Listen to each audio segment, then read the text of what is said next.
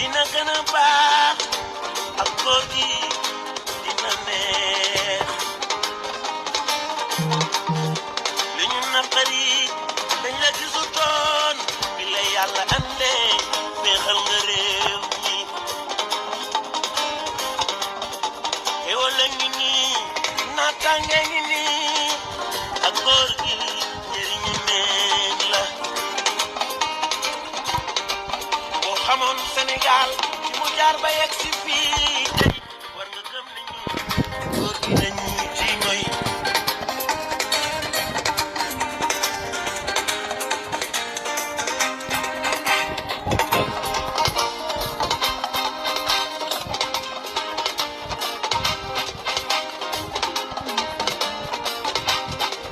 sa wax ju dëppoon nag say jëf lay dolli ñoo sa wax ju dëppoon nag say jëf góor gi wàccoo nga ñun góor gi yéex nañu ca jot góor gi dolli ñu naan mag la manul waxtu yàqu la mu ngi dem lu ndaw li manul mag mi mën na bàyyi ci réewoo góor gi yéex nañu ca jot góor gi yéex nañu ca jot góor gi dolli ñu dañ ko daan di nga naan góor gi nitu ay la mu ñëw di fay ay ak a jéggalaat Darfour Guinée Bissau Madagascar Côte d'Ivoire ba Casamance adduna bi yëpp jóg di seede laay bu di jàmmam di des ko wóolu ko mu ñëw sargal ko prix u fekk waa ñibbi firndeel ko góor gi yéex nañu ca jot góor gi yéex nañu ca jot góor gi dolli ñu yitte dafa métti si nitu tey bi yàkkamti nen doo ko jëriñoo mukk te tojuloo ko chance yaa ngi nii boo jaar ci réew mi teg ci sa bët weer di gis bokku ca góor gi yéex nañu ca jot góor gi yéex nañu ca jot góor gi dolli ñu yar ca ba ngay ndaw xale boo ko bëggee di ko aar yar ko jàngal ko la case ni tout petit njëriñ a ngi nii te lépp si say pexe Serigne Diouf maa ngi lay nuyu xale yi bu ñu màggee ëllëg maa ngi leen di nuyu ñoom ñëpp seen maas tey la tey de Sidi Soumaré góor gi yéex merci Adji Sama Sarr merci pour les encouragements di dolli def ko ci éducation nationale lu kenn deful plan REVA bi béykatu réew mi naw nañ ko plan jaxaay mbaa ngi gaayaa ngi nii te ji sañ nañu hey bu démb doon tey merci ma chérie Fatimata Koulou Diallo góor gi yéex nañu ca jot yéex nañu ca jot góor gi dolli ñu partagé leen vidéo bi mu gaaw na vidéo bi dem fi nu jëlee dañuy waxtaanee lu am solo tey góor gi dolli ñu fi nu jëlee ñu jëmee ko gën góor gi dolli ñu ci mu nare neex su baaxee dafay xeeñ yàlla bu fa saay-saay bi bon bi jaar ba xorom ci nit yàqal ñu ko loolu duñu ko nangu loolu duñu ko nangu loolu duñu ko nangu duñu ko nangu góor gi dañu ci may góor gi dañu ci may góor gi dañu El Hadj Massaly merci beaucoup góor gi yéex nañu cee jot yéex nañu cee jot xanaa di la ñaanal gudd fan ak wér xanaa di la may leen ma ñaanal cœur bi nga yàgg fi ñu avancé ngeen partagé live bi yéex nañu cee jot yéex nañu cee jot yéex nañu cee jot góor gi doyal ñu soppi dolli ñu góor gi doyal ñu soppi dolli ñu non duñu mës a doyal ci góor gi góor gi yéex nañu cee jot góor gi yéex nañu cee jot oui de retour de retour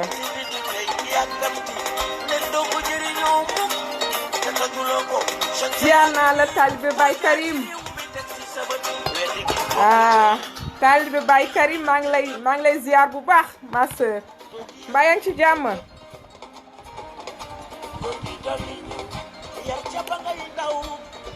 partagez leen live bi ñu continuer partagez leen live bi live bu am importance la ñuy def tey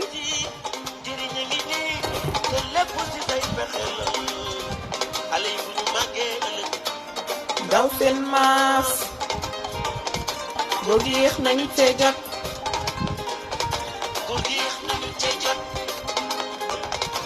góor gi dolli ñu def nga ci éducation nationale lu kenn deful plan REVA bi bi nga tuliw mi naw nañ ko plan jaxaay baa ngi gaayaa ngi nii tey jii sañ nañu bu démb doon tey góor gi yéex nañu cee jot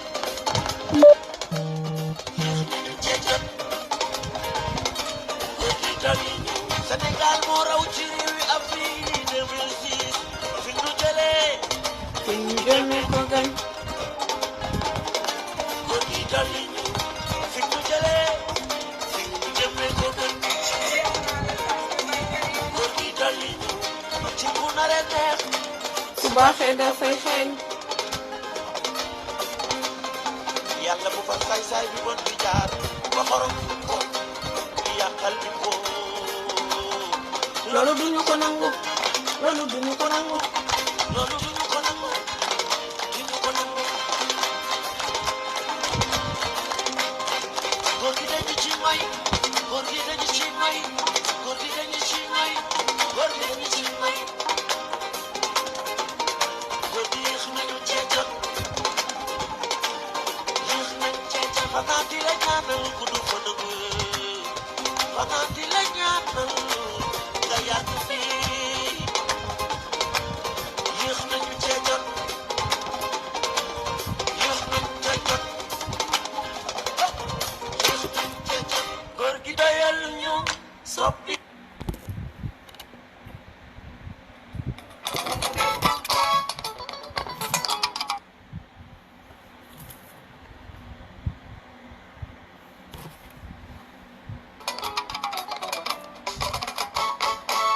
kon muñal Karim may sa muñal Abdoulaye Seck tey le 27 maa ngi nuyu ñëpp kenn ku nekk seen tur ak seen sant di leen ñaan ngeen partager vidéo bi te dañuy waxtaan bu am solo Jam Africa merci beaucoup Sophie Ly merci ma sœur Faye El Hadj maa ngi lay nuyu bu baax Serigne Diouf waaw kooku sama sëriñ la Bara Diagne maa ngi lay nuyu mooy Fadiga Idrissa Gaye maa ngi lay nuyu Lamine Ciss merci beaucoup maa ngi lay ziar bu baax ci Soumaré maa ngi lay ziar Moussa Bane maa ngi lay nuyu Mam Fall ma Royal Adoré Adji Sama Sa El Hadj Omar Masal merci Mamadou Diouf merci Cissé tey daal dama bëgg ngeen scotché tey ci live bi parce que day nekk live bu neex live boo xam ne dina am solo parce que li ñu nar a waxtaanee mooy tout ce que vous devez savoir sur le communiqué des avocats de Karim Meïssa Wade parce que nag dafa nekk benn injustice boo xamee ne sénégalais yëpp ñoo ci teg seen bët ñëpp di seetaan ñëpp di xool donc tey bu ñu ñëwee taxaw di wax ak yéen dañoo war a wax ak yéen parce que nag bu ñu waxal Karim Meïssa Wade duñ ci jógee léegi laa jóge débat ñëwaat toog jàkkaarloog yéen c'est parce que loolu moo ñu ñor te it dañu ne nit bu nekkee ci dëgg du ragal moo taxoon tey ñu amal leen invité spécial boo xam ne tey ñëpp ko doon xaar waaw d'abord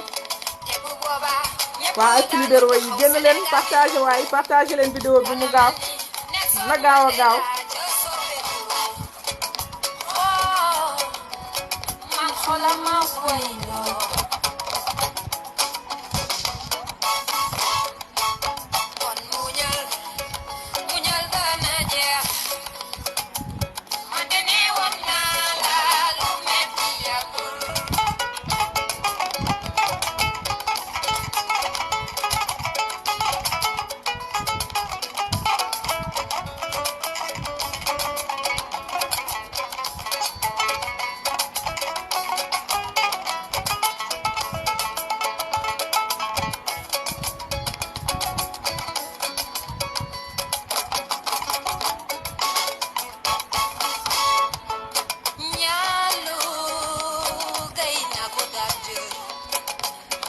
Fara Wade Ndiak ak Daaro Wade Ndiak ñi ko mujj song mu xeer Abdoulaye Wade la ni woowee sa baay Mortala Wade baayam Moustapha Wade sa baay Mortala Wade baayam Yirim Fara Wade Ndiak Daaro Wade Ndiak ñi ko mujj song mu xeer Biram Demba Debi Thiaw sa maam nga gaañool ne woon naa la kay may sa Wade su teranga yokkee noon lay yokk waaye ci sa étage baay nga jàngee ram baay boo am dégg na wi waaye mam boo am dégg na wi naru bi jàng su ma la waye war na ma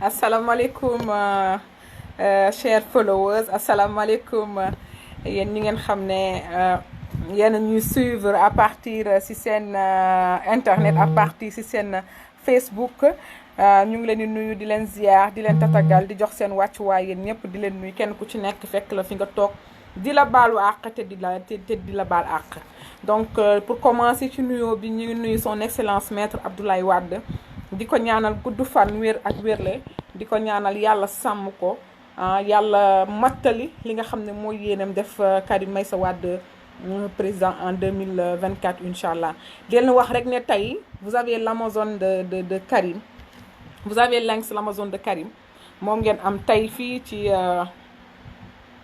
comment dire ci ëttu libéraux yi nekk mu nekk am ak yéen émission boo xam ne émission bu neex la émission boo xam ne dinañ ci dalal ki nga xam ne juriste la ki nga xam ne moom xam na lépp li nga xam ne moo nekk ci dossier wu Karim Wade bi ñu koy waxee docteur Yaya Niang docteur Yaya Niang nekk koo xame ne ku disponible la pour parti bi ku disponible la pour son excellence maître Abdoulaye Wade ku disponible la aussi ci ki nga xam ne moom mooy Karim Meïssa Wade ñu am ko nag ci invité bu ala dawme di waxtaanee lu am solo loolu ñuy waxtaanee maanaam tout ce que vous pouvez savoir sur le communiqué des avocats de Karim donc mu doon loo xamee ne dina neex torop parce que invité bi ñu am nekk na invité boo xamee ne xam-xam la am et puis dina def cours magistral boo xamee ne kenn ku ci nekk ci ñun dina ci mën a gis boppam te ñun éclairer la lanterne des gens di leen wax rek ne ëttu libéraux yi yan la fi nekkal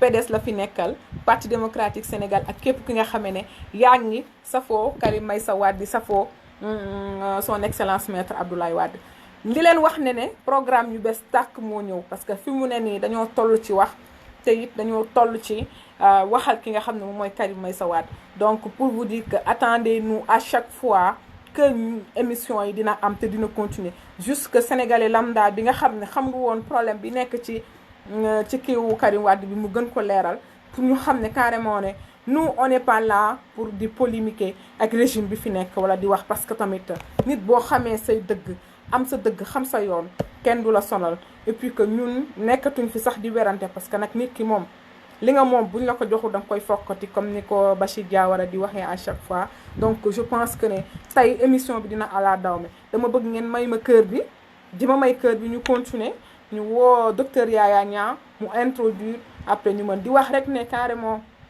gis ngeen li fi jot a xew récapitulation bi fi jot a xew levé nañu confinement bi au niveau du parti tey li ñuy wax moom mooy son excellence maître Abdoulaye Wade demandé na que ñëpp ki nga xam ne yaay nekk sa gox képp ku nekk ci sa gox ak sa zone nga dem jaay say carte pour ñu renouveler parti bi parce que nag parti renouvellement daf ci baax te it dañu nekk parti boo xam ne nekkuñu mouvement comme waa APR yi parti bu structuré la donc je pense que ne le moment opportun actuellement moom mooy nit ñi kenn ku ci nekk dem liggéey sa base ñu xam exactement PDS ñu mi ngi fi leneen li stop moom mooy bu ñu paree ak docteur Niang on va voir l'actualité politique dans son ensemble ñi fi jotoon a am gëj ngeen ma gis l'Amazone de Karim du nuyu waa ëttu libéraux yi nga xamee ne tey boobu bañ jàppee ba tey bàyyiwuñu bis bu nekk gaa yaa ngi xuus di dem di ñëw toujours di leen jox information bu baax bi nga xam ne parti démocratique sénégalais moo koy joxe di leen jox li nga xam ne moo yooyee suñu parti ndax suñu parti moo tax ñu toog fii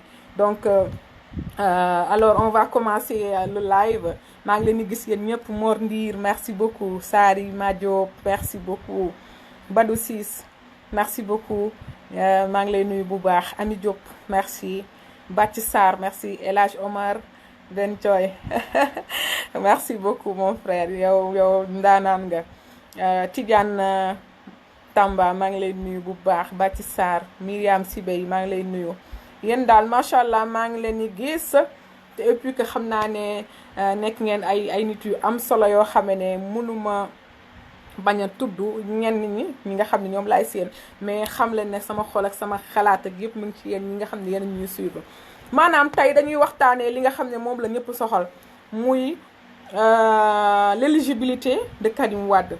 L'éligibilité de Karim Wade nag boo ko déggee maanaam Karim Wade tey war na mën a voter ji war na mën a am carte électeur war na mën a nekk candidat donc nag avocat yi ñu bindu note barki démb def note bu étincelant boo xamee ne note boobu permettre na tey je veux dire que ne sunu waaj yi nelawatul ba yandoor parce que nag dañ naan nit boo xamee sa yoon xam say droit rek fuñ la yóbbu de di nga dem donc tey loolu la ñuy waxtaanee ñu am si ay éclaircissement yoo xam ne dina neex te dina ala dawme beneen affaire bi mooy wax moom mooy attendez-nous dans nos prochaines émissions yoo xam ne dañuy wax ci affaire processus électoral bi maanaam boo ko déggee dañ ci tudd fichier électoral dañ ci dégg leneen ak leneen parce que nag Sénégal lu ëpp tuuru Macky Sall mi ngi def ay lobbyingam di teg ay pion di dem yee donc ñun war nañoo am taxawaay boo xam ne war nañ koo taxawee de telle sorte que ñun dara dootuñu bett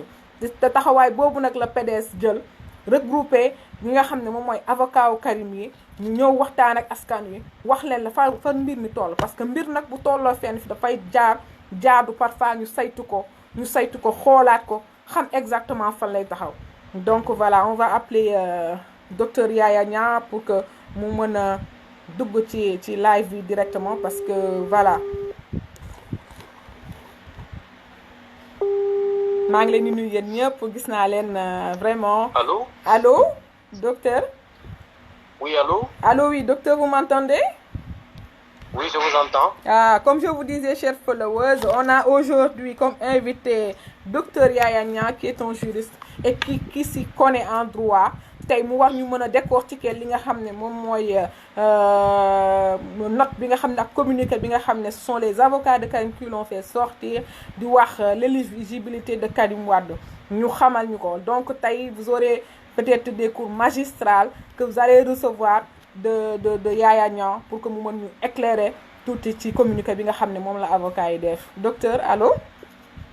Oui, allô. Oui, tout le monde est à l'écoute internaute yëpp ñu ngi lay déglu. Merci beaucoup ma sœur Oulimata. Je souhaiterais vous remercier d'abord. Merci. Pour l'invitation et pour cette marque de confiance. Merci, docteur. Et également saluer tous les auditeurs et tous libéraux. Merci beaucoup. Alors, la thématique qui nous réunit aujourd'hui se rapporte au communiqué publié par les avocats de Karim Wade qui informe l'opinion nationale et internationale que M. Karim Wade a retrouvé aussi bien son droit d'être électeur que celui d'être éligible à toutes les élections au Sénégal. Tout à fait. Donc, je souhaiterais de prime abord dire que je suis tout à fait du même avis que les avocats de M. Karim Wade, pour plusieurs raisons. Je le ferai en deux temps. Dans un premier temps, il faut qu'on rappelle d'abord que M. Karim Wade, en réalité, n'a jamais été d'office inéligible. On l'a rendu inéligible. On l'a rendu inéligible. Madame, inéligible. Voilà. Docteur, est-ce que vous pouvez mélanger un peu le Wolof et... Waaw, Madame Karim Wade, soo xoolee. Moom musul perdre droit civil ak politique. Ak politique am, effectivement. Du coup, moom normalement, ki nga xamante ni perduwul droit yooyu, war na mun a nekk candidat si élection. Mais gouvernement bi moo dem modifier code électoral bi. Pour que Karim Wade mu bañ a mun a nekk candidat si élection présidentielle bu jàll nii. Bu jàll muy 2019 bi. C'est ce que j'appelle, donc il n'a jamais été inéligible, on l'a rendu inéligible. Beaucoup. Waaw, parce que soo amee sa droit ba pare. ñu dem modifier code bi pour nga bañ a nekk candidat. Loolu mooy dañoo def seen manipulation pour nga bañ a nekk candidat. Donc Karim Wade buñ ko condamné. Procureur spécial dafa laajte woon juge bi. Grégoire. pour mu xañ Karim droit. Juge bi tontu procureur spécial naan ko mënuma ko xañ droit am. Parce que article 35 code pénal. moo tax mënuma ko xañ droit am. Parce que article 35 code pénal dafa wax pour nga mën a xañ nit ki droit am. nga xañ ko droit am. il faut que délit bi nga ko accusé bi nga ko reconnaître coupable. il faut que délit boobu texte bi ko institué. mu mën a prévoir ci sanction yi privation de droit. Ok. Or la loi de 81 bi nga xamante ni moo institué délit d'enrichissement illicite. loi boobu emprisonnement rek la prévoir ak amende. ak amende muy cour de répression de l'enrichissement illicite. waaw. Donc emprisonnement kese ak amende amul privation de droit. Tout à fait. loolu moo tax donc président CREI mënuñu woon moom xañ Karim Wade droit am. Donc cela veut dire que moom musul perdre droit yi sont restés intacts. léegi nag gouvernement bi bañ jàngat la def. dafa gis ni si loi pénale mënuñu ko xañ droit am. mais si loi électorale. ñoom dañoo gis benn article mooy article L31. article boobu dafa wax nit ki suñ ko condamné. pour un délit bi nga xamante ni passible de 5 ans délit bi nga xamante ni mën nañ ko condamné au moins 5 ans. kooku mën nañ ko tere inscrit ci liste électorale. Ok. donc ñoom foofu lay jaar ci L31 bi. pour ñu. empêcher ko mu nekk candidat électoral am carte électorale am ñu xañ ko. D'accord. léegi nag même loolu aussi ça ne suffisait pas. Parce que jusqu'en 2018 au Sénégal. nit ki mun na bañ a nekk électeur. mais du ko woon tere nekk candidat bokkul woon ñaar yi bokkul woon. léegi gouvernement bi kon gis na Karim Wade mii même suñ ko xañee nekk électeur. ba léegi jusqu'en 2018 munoon na nekk candidat. léegi ban pexe la ñu war a def pour mu bañ a nekk candidat. maanaam ñoom daal seeni pexe à chaque fois ils ont continué à trouver quelque chose pour l'empêcher d'être candidat. C'est ça ñoom gis nañ ni kii mën nañ ko tere inscrire ci liste yi. mais jusqu'en 2018. yow mii mun nga bañ a nekk électeur mais du la tere nekk candidat ci élection présidentielle. léegi nag loolu moo tax ñoom ñu dem modifier encore code électoral. À moins de 6 mois des élections. À moins de 6 mois exactement, dañ ko modifié par la loi numéro 2018 22 du 4 juillet 2018. Loi boobu mooy bu ñuy jël parrainage bi pour dugal ko ci code électoral. dañ ci profiter pour laal yenn articles yi ñu modifié ko pour Karim Wade ak Khalifa Sall. ok. mooy ban article dañoo laal article L57 du code. laal article 115-3 du code. ak article 116 du code électoral. mais bu gën a am solo mooy article L57 parce que boobu moo conditionné yeneen article yi. dañoo yokk ci article L57. article boobu dafa doon wax tout Sénégalais ku am droit mun na nekk candidat loolu la bindoon.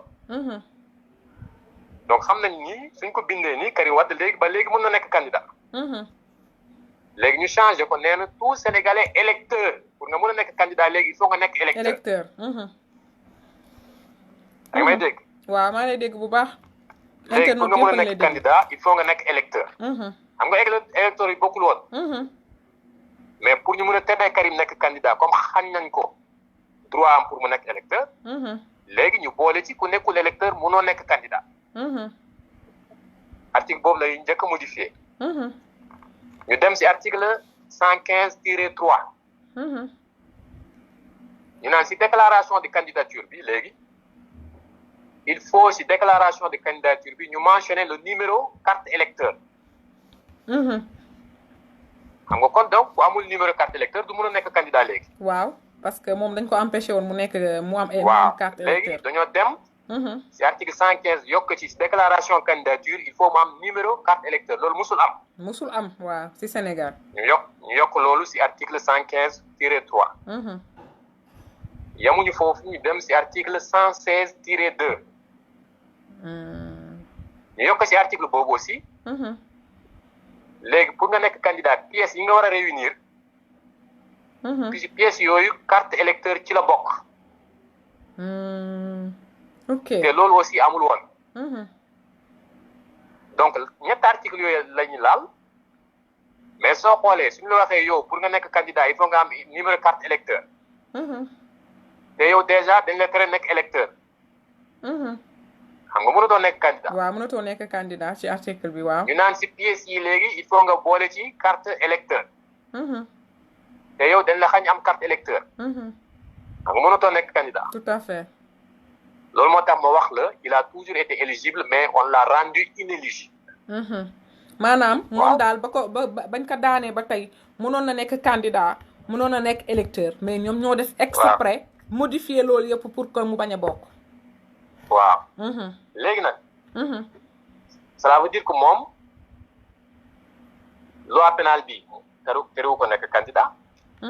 loi électorale bi nañ dem xool article L31 moo wax suñ la condamné délit bi nga xamante ni il est passible de 5 ans mun nañ la tere inscrire ci liste électorale yi. donc ñoom foofu la ñuy daar pour tere Karim Wade inscrire ci liste yi. ok. léegi nag article L31 boobu. léegi lu tax ma wax ne nii d'accord naa ak les avocats de Karim Wade. d'accord naa ak ñoom pour 3 raisons. léegi su ma ñëwee ci loolu. première raison bi wax naa ko mooy loi pénale musul xañ Karim droit am. deuxième raison bi mooy constitution. constitution dafa wax sénégalais bi nga xamante ni pertul droit am na droit am sénégalais bi nga xamante ni am na 18 ans. te am na droit am civil ak politique. kooku mun na nekk électeur mun na inscrire sur liste électorale. donc normalement su ñu yemoon ci constitution bi kese. moo waroon na mun a inscrire. léegi nag troisième raison bi mooy. même su fekkee tere nañ ko inscrire ci article L31. article L32 code électoral am na lu mu bind am na lu mu wax. article L32. L32 waaw. du code électoral. waaw. article 32 boobu moo wax ñi nga xamante ni dañ leen tere inscrit ci liste électorale yi. parce que dañoo am condamnation ci ñu tere leen inscrire sur la base de l'article L31. fii dama koy expliquer ci français pour mu gën a leer. waaw. am nay catégorie de condamnés. C'est article L31 du code. ñooñu mën na leen réinscrire sur la base de cet article L31 mais article L32 dafa ñëw préciser. ma joxe exemple bu naan article 32 bi les condamnés. exemple benn exemple laa joxe benn rek. les condamnés pour un délit visé à l'article L31. Troisième tiré. L31 troisième tiré. donc soo demee si L31 troisième tiré boobu dafa wax les condamnés à plus de 3 mois d'emprisonnement sans sursis. mun nga yem foofu sans sursis waaw. ceux qui sont condamnés à plus de 3 ans d'emprisonnement sans sursis mun nga rek yem foofu taxaw. parce que dafa listé cas yu bari yow da ngay xool ban cas moo la mun a intéressé. foofu soo fa yemee rek déjà Karim Wade mun na dugg si loo boobu parce que dañ ko condamné à plus de 3 mois d'emprisonnement sans sursis. Wow. parce que 6 ans lañ ko condamné. 6 ans waaw. donc ñooñu ñi nga xamante ni exemple lay joxe kese ah.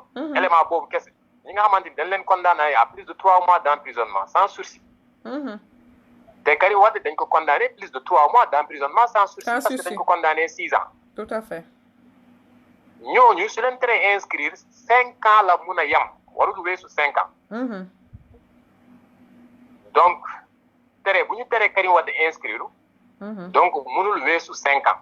mënul weesu 5 ans. à compter de la date où la condamnation est devenue définitive. mooy le 21 août 2015 pour mën a compter 5 ans yi. pour que mun ko compter. da ngay commencer le jour où la condamnation est devenue définitive. mooy le 21 août 2015. waaw n'est-ce pas. Karim Wade bu ñu ko condamné CREI dafa dem Cour suprême. Cour suprême rendre une décision définitive le 20 août 2015. donc 20 août 2015 soo compter foofu. ba 20 août 2020. 5 ans yi mën na. donc à partir du 21. donc li ñu ko tere woon jeex na. mënoon na dem inscrire sur liste électorale yi. wala gouvernement du Sénégal à travers le ministre de l'Intérieur. war na nangu Karim Wade mu inscrire sur liste électorale yi. waaw donc soo xoolee xam nga ndax comprendre li ma lay expliquer nii. maa ngi comprendre bu baax. loolu moo tax ma wax la avocat yi lu ñu wax dëgg la. li ñu wax dëgg la parce que su ñu waxee ñi nga xamante ni dañ leen tere inscrire sur la base de L31. comme ñi nga xamante ni dañ leen condamné. à plus de 3 mois d'emprisonnement sans sursis. par exemple. mais ku ñu condamné plus de 3 mois boobu sans sursis. donc ci loo boobu nga bokk par exemple. am na yeneen cas mais dama yem foofu rek pour ñu mu gàtt. parce que comme on dit en droit soo fekkee si duggee si benn élément jarul ngay continuer mun nga yem foofu. mun nga yem foofu. voilà. waaw donc comme mat na 5 ans. buñ ko condamné définitivement ba léegi. ils ont le droit de dire qu'effectivement Karim Wade est devenu électeur et éligible. Pourquoi éligible? parce que moom électeur bi rek la moo taxoon ñu bloqué ko. ah s'il devient électeur. dina am numéro carte électeur am donc dina respecter article L115 bi. deuxièmement dina am carte am d'électeur donc dina respecter article L16 bi 116. troisièmement il est électeur donc il respecte l'article L57. d'accord maintenant donc, docteur. dama gis te waa APR yi à chaque fois ñoom dañu bëgg a insister à ce que ñoom li ñu jàpp moom mooy ku ñu condamné dafa am ci ñoo xam ne ci sénégalais yi li ñuy jàpp moom mooy ku ñu condamné la personne qu'on a condamné 5 ans ou plus tu perds définitivement tes droits civils et politiques loolu bëggoon naa nga leeralal ma ko. non loolu amul loolu pour ñu comprendre il faut nga dem ci loi pénale code pénal. code pénal dafa prévoir ñaari article article 34 ak article 35. article 34 dafa wax. suñ la condamné pour yenn délits yi. juge bi koy prononcé condamnation bi. daf la war a priver des droits civils et politiques. mais nan lay demee article 35 bi moo préciser loolu nan lay demee. nan lay demee waaw. pour ñu priver le droit yooyu. article 35 bi moo ñëw préciser naan délit bi nga xamante ni dañ la reconnaître tu es coupable de ce délit là dañuy xool le texte là bi nga xamante ni moo créé délit boobu texte boobu ban condamnation ban peine la prévoir su fekkee délit boobu texte bi ko créé dafa prévoir privation de droit effectivement juge bi dina la priver tes droits définitivement non pas définitivement musul am ci loi sénégalaise expliqué déjà waaw dans quelle hypothèse déjà on peut te priver des droits mais même si on ko privé c'est toujours limité dans le temps voilà léegi nag sénégalais yu bëri nag c'est ce qu'ils n'ont pas compris que buñ la xasee ba condamné yow daal amatoo droit nekk fenn foo xam ne dañ lay déposer candidature wala quoi que ce soit parce que c'est la question qui revient à chaque fois que les Sénégalais disent que waaw condamné nañ ko plus de 5 ans donc mënatul nekk président mënatul nekk candidat yooyu yëpp dañu koy poser moo tax tey nag buñ la amee sur ce plateau bëgg nañu benn cours magistral boo xamee ne les Sénégalais les comment dirais-je les militants du Parti démocratique sénégalais ñu am les arguments clés yoo xam ne dinañ ko mën a utiliser pour se défendre beneen bi moom mooy les karimistes ku leen interpeller ci dara ñu mën a xam exactement fan la ñuy tontoo ak lan la ñuy wax. waaw ma ne foofu ñaari élément lay préciser foofu. je dis. suñu la condamné 5 ans. même pour te priver des droits ma ne dafa am condition. tout à fait. cela veut dire que mun na la sax condamné 5 ans sans ñu priver les droits. parce que dafa am condition pour ñu priver les droits. Si je prends l'exemple de Karim je dis ces conditions là article 35 moo ko prévoir. maanaam délit bi le délit qu'on t'a reconnu coupable délit boobu. il faut ñu xool le texte bi ko créé bi ko institué. est-ce que texte boobu dafa prévoir ci peine yi est-ce que prévoir na privation des droits oui ou non. D'accord. loolu mooy première condition. Si le texte bi institué délit boobu prévoir na privation juge bi mun na prononcer privation de tes droits limités dans le temps. Ok. Si le texte là bu nga xamante ni mooy institué délit boobu n'a pas prévu de privation mais juge bi mun na la priver tes droits. Et c'est ce qui est arrivé dans l'affaire Karim. Je t'ai dit que la loi de 81 bi nga xamante ni mooy institué le délit d'enrichissement illicite. loi boobu prévoirul privation de droit au titre des sanctions des peines. prévoirul loolu. ñaari sanction le prévoir mooy emprisonnement ferme ak amende. loolu moo tax le juge Grégoire là ne pouvait pas priver Karim de ses droits. waaw parce que après loolu docteur doguma la de. Oui. Après loolu y a le ministre de la justice Sidiki Kaba. dans une de ses sorties mu taxaw ci sénégalais yëpp ne leen Karim ne perd pas ses droits civils et politiques. loolu je pense que archive yaa ngi fi. mais soo lire si tu lis la décision li ma lay wax nii. juge bi boppam moo ko bind ci décision am bi ci arrêt bi. ci arrêt bi waaw. parce que wax naa la procureur spécial dafa laajte woon ci réquisition am. dafa laajte woon pour ñu priver Karim de ses droits. procureur spécial moo ko laaj. moo demandé loolu ci réquisition am. mais le juge Grégoire dafa ko tontu ci arrêt bi. naan ko mënuma priver Karim de ses droits pourquoi. parce que article 35 moo posé condition pour nga mën a priver quelqu'un de ses droits. waaw. il faut nga dem xool le délit bi nga xamante ni texte bi nga xam ne moo créé délit boobu. est-ce que ce texte là a prévu au titre des peines des sanctions est-ce que le texte a prévu la privation des droits ou pas. ok. est-ce que vous me suivez. ok. Et il se trouve le délit Karim il est reconnu coupable du délit d'enrichissement illicite. illicite effectivement. waaw ma ne délit boobu loi de 81 moo ko créé. loi 81. mais loi boobu prévoirul privation des droits. ok. amende rek la prévoir ak emprisonnement. c'est pourquoi. Grégoire ne pouvait pas prononcer la privation des droits de Karim Wade. Est-ce que vous comprenez? J'ai compris, j'ai parfaitement compris. Donc, comme chers followers... Cela veut dire que Karim, il n'a même pas été privé de ses droits par une condamnation de justice. La condamnation, la décision le condamnant n'a pas privé à Karim Wade de ses droits parce que le juge ne pouvait pas le faire. Comme il ne voulait pas, mais il ne pouvait pas, juridiquement. Il ne pouvait pas parce que les textes ne lui permettent pas d'empêcher Karim, de sanctionner Karim Wade sur ses droits civils et politiques. Oui, parce que la loi de 81, moins instituée enrichissement illicite, n'a pas prévu la privation de droit. Ok. Amende le prévoir avec emprisonnement. Ok. Si la loi de 81, moins instituée délit d'enrichissement illicite, si cette loi avait prévu au titre des sanctions la privation des droits, c'est sûr que Grégoire, peut-être, il pouvait aller dans ce sens. Tout à fait. Le président de la CREI. Mais il ne peut pas. Parce que le délit, la loi instituant le délit d'enrichissement illicite, ñaari peine le prévoir, moi, emprisonnement et amende. Deuxièmement, moi, même ceux qui sont dans les autres cas, autres que Karim Wade, même ceux qui c'est le juge qui prononce la privation de leur droit, mais c'est toujours limité dans le temps. Le juge, il fixe toujours le délai lui-même.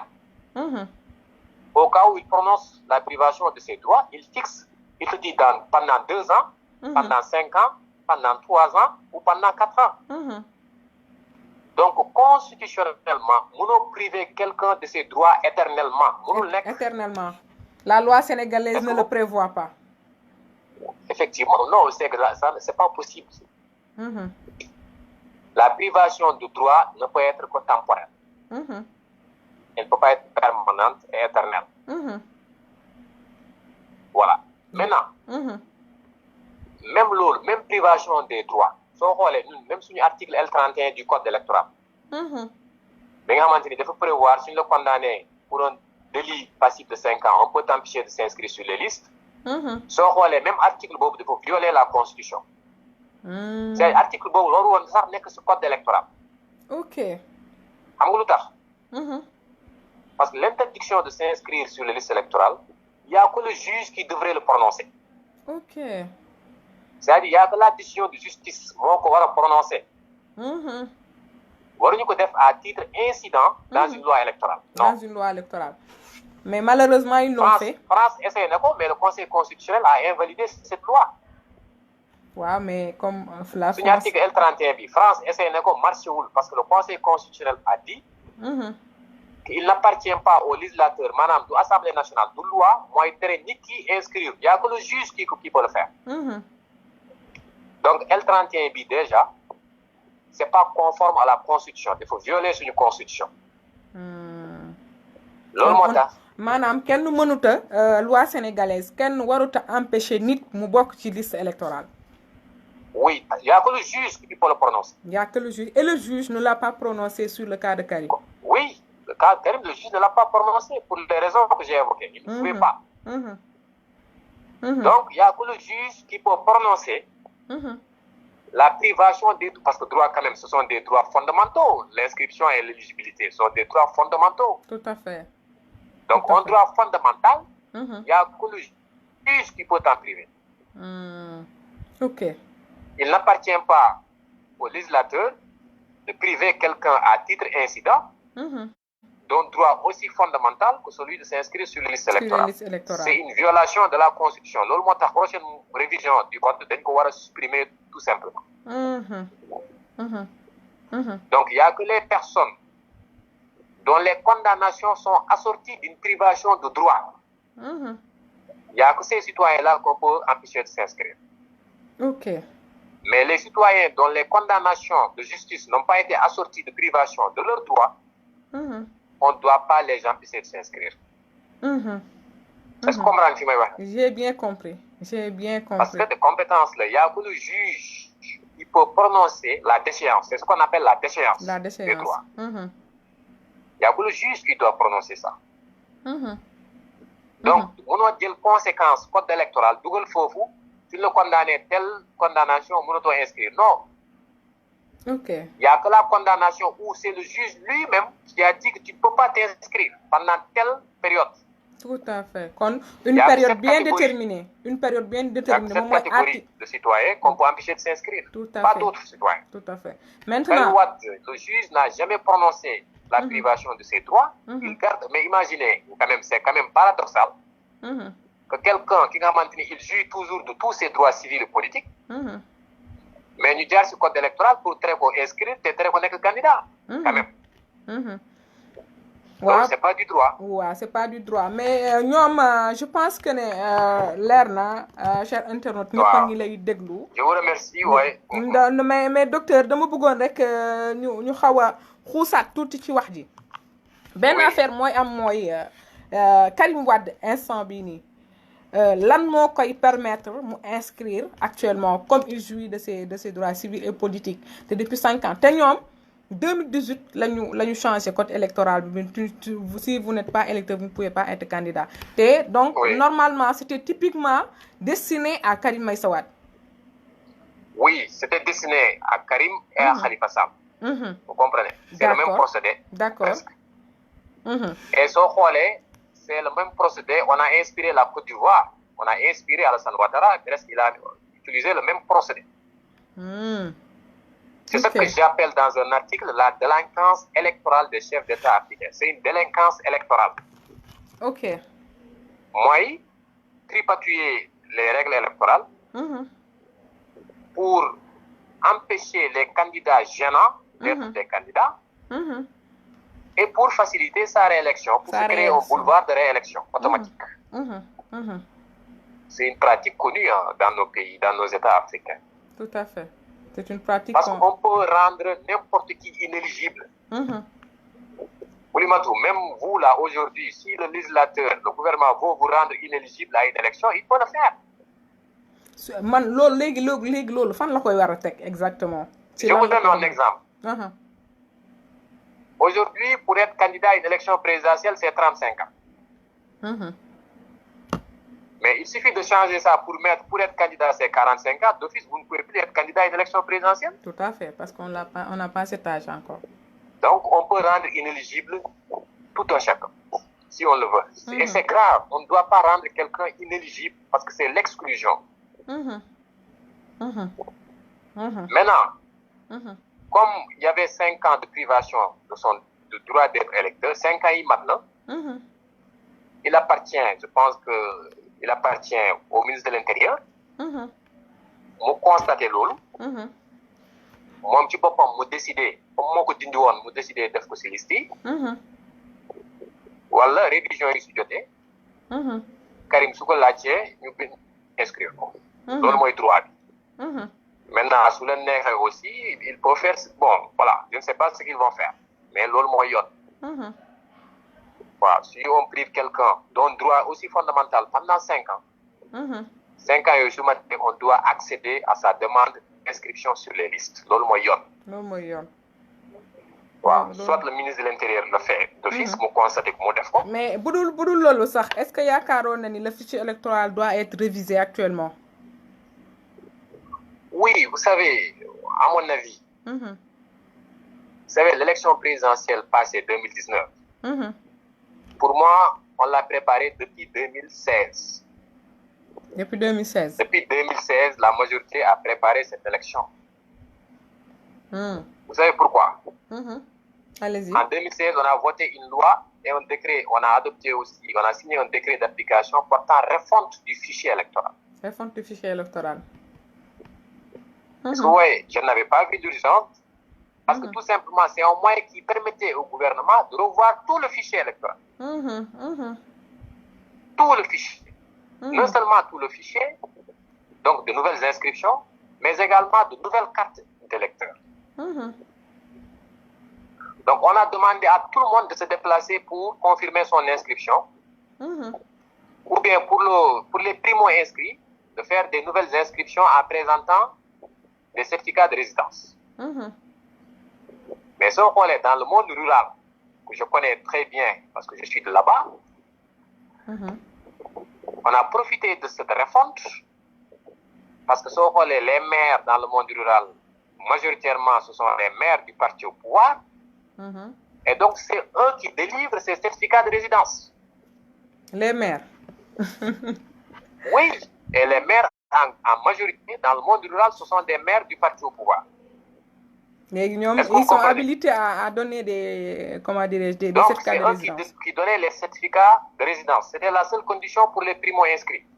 Ok, j'ai compris. Donc, dès qu'il y a quelqu'un qui quitte Bakel, qui vient à Boinadi, le maire lui donne un certificat de résidence, il vient et s'inscrit à Boinadi. Est-ce que vous me comprenez? Oui, je comprends très bien. Donc, c'est ce qu'on appelle un transfert d'électeurs. Transfert d'électeurs, effectivement. C'est pour les élections passées. On a constaté qu'au niveau du Fouta et autres, il y avait beaucoup d'électeurs et on ne savait pas comment ça s'est fait exactement. J'ai dit c'est partout. C'est pas uniquement le Fouta, c'est globalement dans le monde rural. Où on exigeait juste la délivrance des certificats de résidence et ce sont les maires qui les délivraient et donc facilement on te fait inscrire sur les listes électorales du Sénégal. Ok. Parfois même on peut avoir des soupçons même sur la nationalité de ceux qui s'inscrivent. On peut avoir des doutes.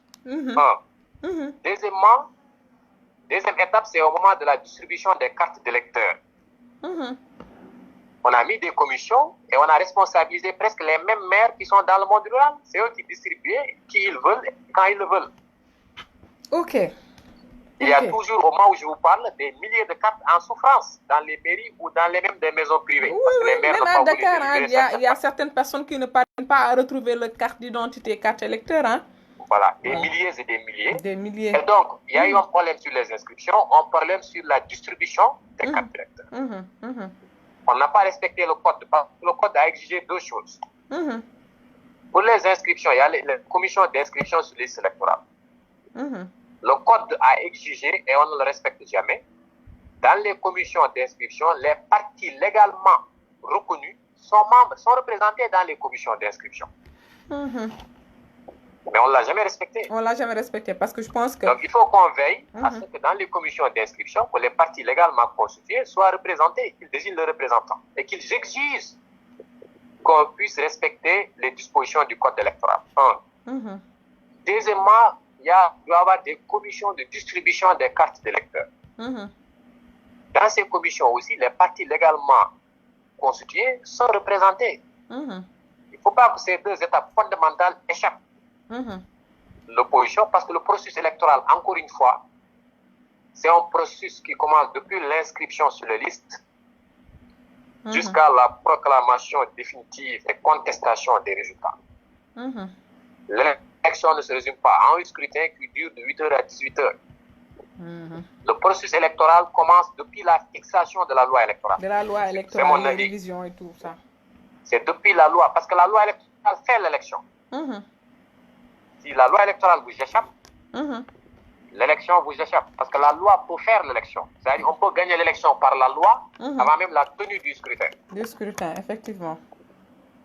Voilà, je vous remercie. Effectivement. Donc, voilà, vous aviez Dr Yaya Niang. Votre dernier mot, docteur?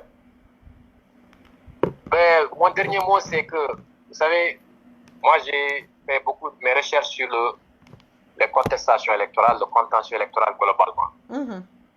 Ma conviction, c'est qu'en Afrique, malheureusement, on n'arrive toujours pas à épuiser la question électorale. C'est toujours un problème pour le Sénégal. On n'arrive pas à épuiser la question de l'accès au pouvoir et de l'exercice du pouvoir. L'accès et la transmission du pouvoir. Il faut quand même définitivement qu'on épuise ces questions. Parce que tant qu'on ne les épuise pas, on ne peut pas se concentrer sérieusement sur le développement. Vous ne pensez pas qu'on doit faire une refonte du fichier électoral? Oui, on doit tout reprendre. Comme je l'ai dit, à partir du moment où les inscriptions n'ont pas été sérieuses, transparentes, de même que la distribution des cartes, effectivement, on doit revoir ce fichier. Et en même temps aussi, c'est un fichier qui ne fait pas un consensus. Il y a un doute qui plane sur le fichier. Donc la première chose, parce que le fichier, quand même, c'est le corps électoral, ceux qui sont appelés à voter. Donc on ne peut pas organiser une élection sérieuse tant qu'on n'a pas un diagnostic sérieux du contenu de ce fichier. C'est nécessaire, c'est obligatoire. On ne peut pas aller vers une élection sans revoir ce fichier. Effectivement, c'est obligatoire. Mon dernier mot, c'est de lancer un appel au gouvernement du Sénégal et au gouvernement des pays africains globalement. il faut qu'on arrête les exclusions aux compétitions électorales. Et choisir ses propres adversaires, comme vous voulez dire. Il faut laisser tout un chacun librement d'exercer son droit fondamental de se porter candidat à une consultation électorale. C'est ça la liberté. Parce que l'exclusion provoque des frustrations, provoque un sentiment d'exclusion. L'élection, comme disait un auteur, c'est plutôt l'inclusion et non l'exclusion. Il faut que les États africains soient tolérants et acceptent les règles du jeu électoral. Tout à fait. Le jeu électoral reste une compétition. Il doit être disputé et non confisqué. Confisqué. Maintenant, on a un gouvernement, bon, je veux dire, un gouvernement qui nous confisque tous nos droits, qui nous empêche de participer aux élections. Un gouvernement qui fait tout pour choisir ses adversaires politiques. Bon, mon avis, c'est que c'est pas bien. Il faut qu'on cesse toutes sortes d'exclusions. Que le jeu soit transparent, qu'on laisse la liberté à tout un chacun de pouvoir jouir de son droit de se porter candidat. Que le jeu soit transparent et que le meilleur puisse gagner. Tout à fait, tout à fait. Moi, c'est ça ma conviction. C'est pas uniquement le Sénégal, c'est partout. Et aussi, voilà, dans ce temps moderne, il y a des signes de modernité démocratique. Il y a la transparence. C'est-à-dire qu'on devrait même dépasser, nous, le processus électoral. On devrait pouvoir le dépasser. Ça devrait être derrière nous. Tout à fait. Surtout avec l'arrivée de Wade qui a... Je pense qu'il avait donné... On était sur la bonne piste pour une démocratie développée et avancée. Je pense qu'aujourd'hui, on devait dépasser cela. Il faut qu'on règle ça définitivement, la question du processus électoral. Parce que là, aujourd'hui, les signes de modernité démocratique aujourd'hui, c'est pas le processus électoral, il est vraiment dépassé en principe. Dans les États sérieux, il est dépassé. D'accord?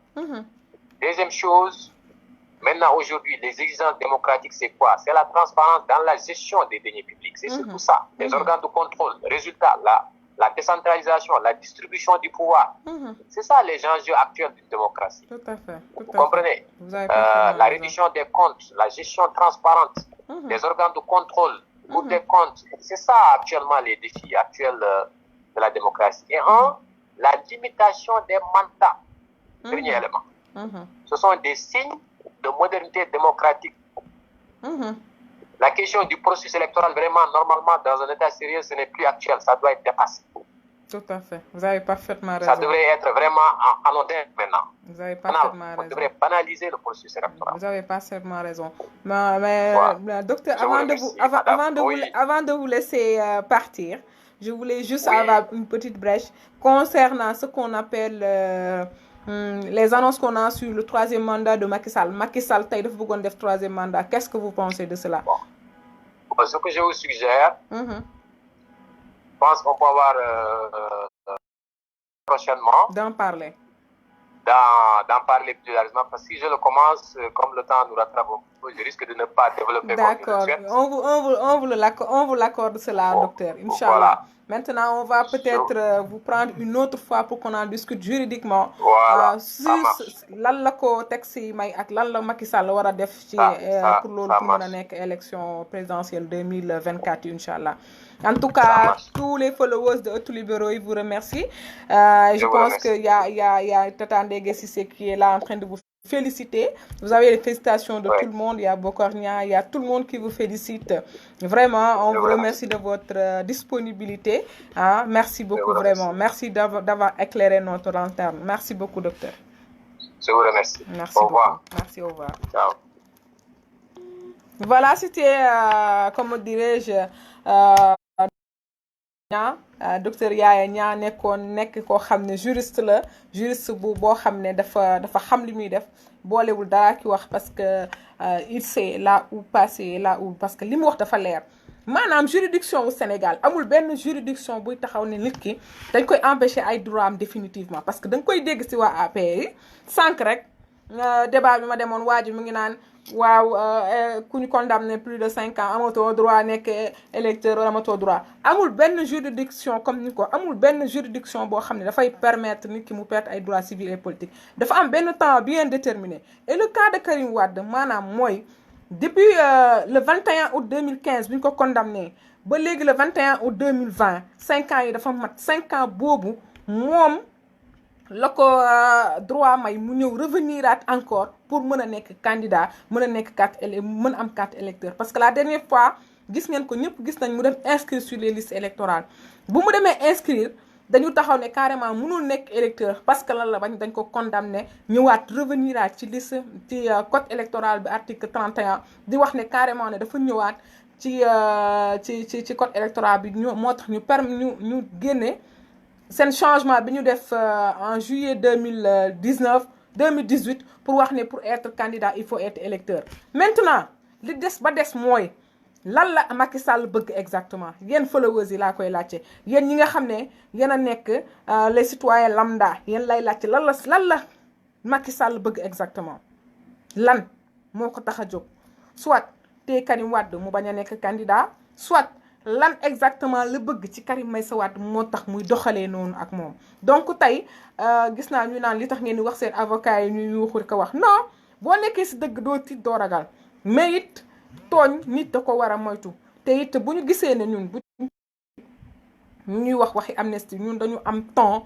bien déterminé boo xam ne bu ñuy xool di ko xalaat di xam ne Karim Meïssa Wade war na mën a nekk candidat warul mën a nekk candidat duñ ci doon wax parce que dañu mobiliser woon suñuy avocat mobiliser woon képp ki nga xam ne mooy bokk nga ci parti démocratique sénégalais pour mu défendre Karim Wade man léegi nag bu ñu amee lu mel nii te depuis boobu ba tey nag li mel ni Macky Sall lu mel ni le gouvernement du Sénégal képp fu ñu dem ci monde bi Karim Meïssa Wade moo leen gagné fu ñu mënta dem ONU Karim Wade gagné leen fa les droits de l'homme Karim Wade gagné leen fa CEDEAO wax ak Macky Sall fu ñu dem Singapour fépp amul fenn foo xamee ne dugg nañ fa te Karim Wade gagné wu leen ci dossier boobu donc je pense que actuellement ils sont devant les faits accomplis de comprendre que nit nag kenn du ko buux ba ci miiru wis bi parce que nag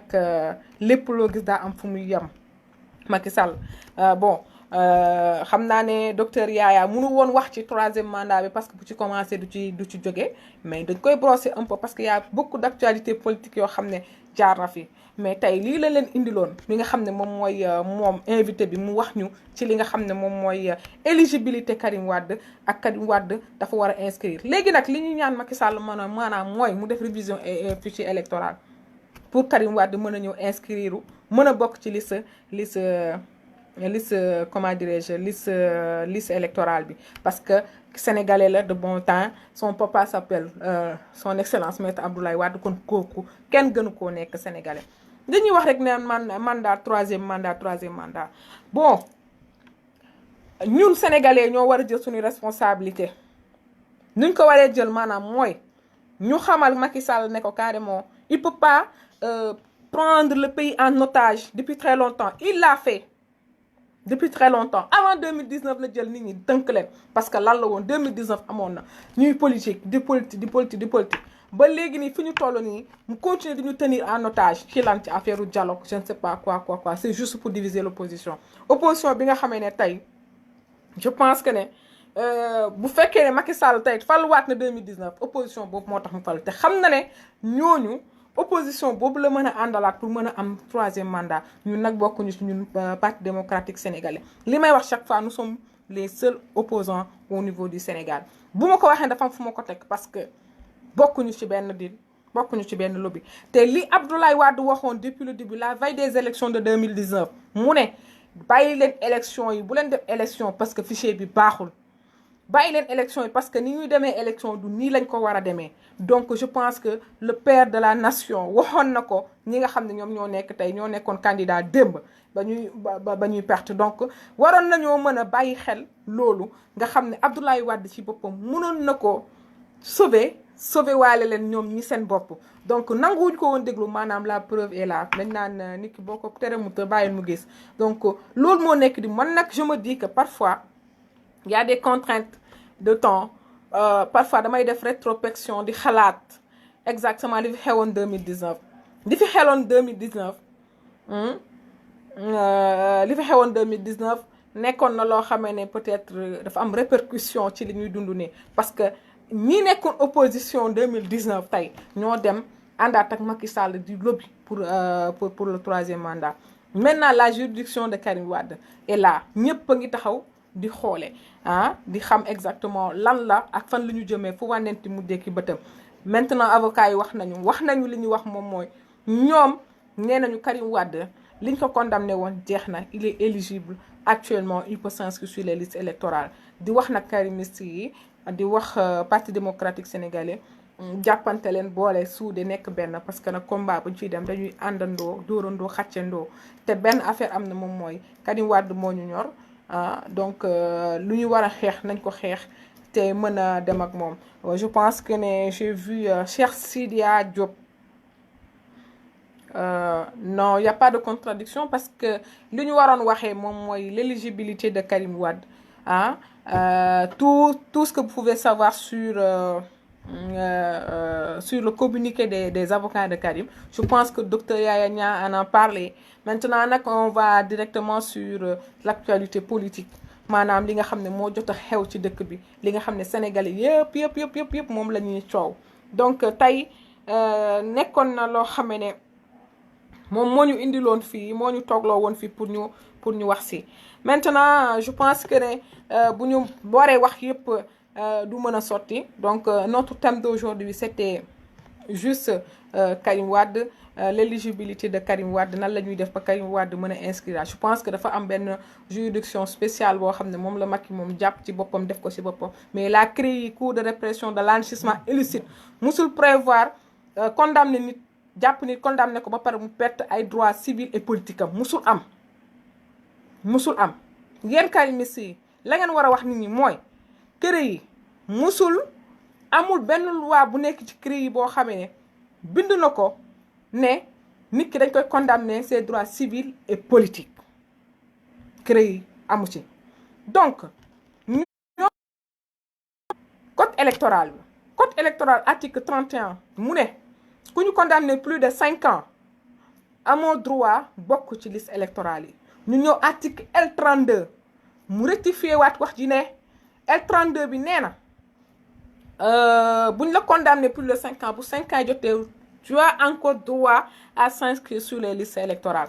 Donc je pense que c'est assez clair dans la tête des gens pour ne pas amener des confusions nit ñi xam exactement lan la ak vraiment lan moo xew. Donc je vais essayer de prendre certaines personnes qui sont là. Je pense que je vais inviter Sidia, je vais vous inviter pour que nga mën a wax ak ba tey yaa ngi insister pour mën a wax ci kii bi. Donc je vous ajoute, il faut accepter mon invitation Sidia Diop. Cheikh Sidia Diop boo gisee invitation bi nga accepté ko nga mën a dugg contribution. Allô, oui, on vous écoute, monsieur Sidia Diop. Assalamualaikum, bonjour. Bonsoir. Bonsoir. Effectivement, bonsoir. maa ngi leen di nuyu yéen ñëpp di leen sant di leen ziyaare bu baax a baax. ñu ngi lay fay bu baax a baax. maa ngi saluer aussi la pertinence du docteur Niang que je ne connais pas. parce que waa PDS samay xarit lañu. waaye il a été très pertinent li muy wax. li muy wax il y a une bonne partie. moo am kenn naatable wu ko. mais am na benn partie boo xam ne c'est discutable. te nanu def ndànk parce que PDS dama fa may xarit man. Je suis le secrétaire général de la Ligue des partis politiques. maa njëkk a bokk ci allié PDS. ci allié yi ñu njëkk a jàppale PDS laa bokk. maa ngi nuyu aussi sama yaay Ndeye Gueye Cissé. di une dame qui est très brave. benn dame am na conviction. am na considération te bañkat la. te nit la boo xam ne mën naa taxaw tey wax ni même ba mu nekkee parlementaire sénégalais yi ak sénégalais yi jéppiwuñ ko ndax. moom elle défendait le peuple. te loolu c'est un très joli souvenir te mën naa wax ni PDS j'ai un très beau souvenir te moom souvenir yu gën a rafet la bokk. Macha Allah. Voilà. Karim Wade aussi c'est un grand frère parce qu'il m'a devancé à la Sorbonne. Donc Macha Allah. wax dëgg yàlla moom it di jàmbaar tamit wax dëgg yàlla ko bi lu mu ko dénkoon mu xarañ. mu yor ko yor boobu. waaye comme nu ma koy waxee les choses sont discutables. Il faut aussi ñuy def ndànk parce que waxoon naa leen ko fii en 2014 sax laa leen ko waxoon avant ni dem élection locale yi que Karim Wade mënul doon candidat c'est pas parce que du loi bi mais c'est que nu tëralee affaire yi la Macky Sall moo décidé ni Karim Wade du doon candidat te waxoon naa leen Karim Wade du doon candidat Macky Sall moo ko décidé moo ko décidé parce que ni ñuy doxalee noonu Macky Sall moom may choisir ay adversaire am waaw moom mooy tànn ay adversaire am ni yow da ngay bokk yow doo bokk yow da ngay bokk yow doo bokk te si procédé boobu la jàll la def ba daal di éliminer Khalifa Sall si procédé yooyu la def ba daal di indi parrainage moo tax ma ni le docteur Niang bu ne y a une sélection il a effectivement raison le régime en place est en train de torpiller en amont en aval pour ñoom rek lu mën a nekk au pouvoir te loolu c'est extrêmement dangereux parce qu'une élection elle est par principe ouverte et démocratique waaye docteur Niang lu mu fàtte wax ni la CREI est aussi une instance juridique comme les autres juridictions sénégalaises le procureur de la procureur de CREI moom il a les mêmes pouvoirs que procureur tribunal bu Dakar wax na ko te tamit nit tamit bu ñu la condamné le juge il n'est pas tenu de dire que telle personne bloqué nañu ses droits civiques yow au moment boo xam ne da ngay dem inscrire sur les listes électorales léeg-léeg code bi di wax ni attention dañ la condamné woon doo mën a bokk c'est sur la base boobu voilà sur la base boobu la ñu bloqué Karim Wade waaw loolu lañu bloqué inscription am voilà la ñu bloqué inscription Khalifa Sall on est passé aussi ci moom rabat d'arrêt la dugal ñu daal di koy rejeté waaw ñu daal di koy rejeté mais pour le cas de Karim Wade xam nga la juridiction de Karim Wade et la juridiction de Khalifa Sall dafa am ñaari sens opposé ñaari bokkul la bokkul sax non bokkul sax c'est des choses qui sont carrément différentes voilà moo tax je le dis toujours à mes amis du PDS parce que ce sont des frères ñun noo bokk opposition te yéen waroon leen doxal actualité sur la base de Macky Sall ñun noo war a doxal actualité Macky Sall di ñu suivre ñun Karim Wade y aura le problème du quitus fiscal foofu tamit sóoraale woo leen ko parce que aussi am ci grâce présidentielle du amnistie loolu aussi dañ koy jaawle papa Karim Wade dañ ko daan tëj kaso nu amnistie ko mu daal di ñëw bokkaat élection def na ko en 88 def na ko en 93